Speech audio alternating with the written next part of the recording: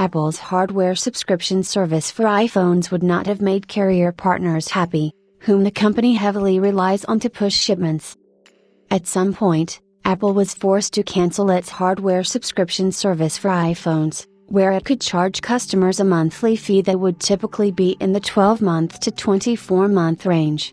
It would have been an excellent path for customers who did not want to fork over a large sum of money for a single purchase of an iPhone.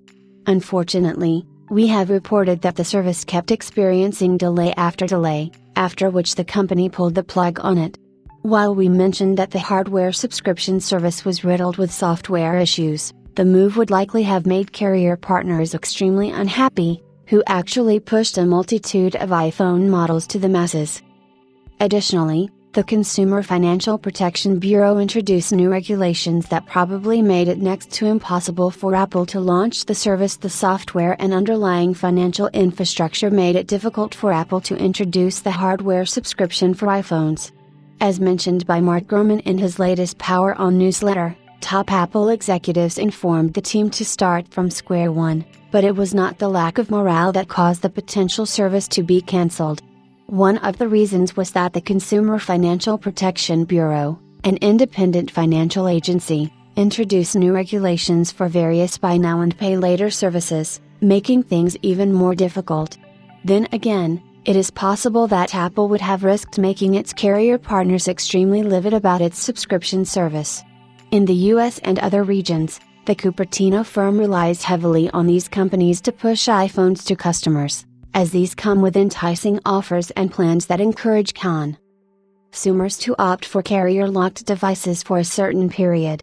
Without these carrier partners, Apple would have to undertake the responsibility of pushing marketing campaigns day after day, which would be a costly decision.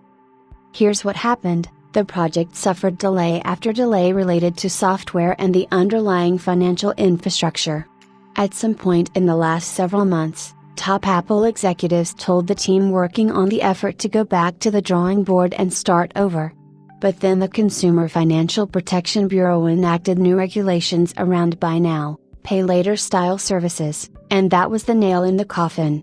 So, after killing its pay later offering earlier this year, Apple shut down the iPhone subscription service, which would have worked in a similar way. The company disbanded the team but didn't lay anyone off. Another possible factor in the project's demise: Apple relies heavily on carrier partners to sell iPhones, and going after their installment plan business probably wouldn't make them happy.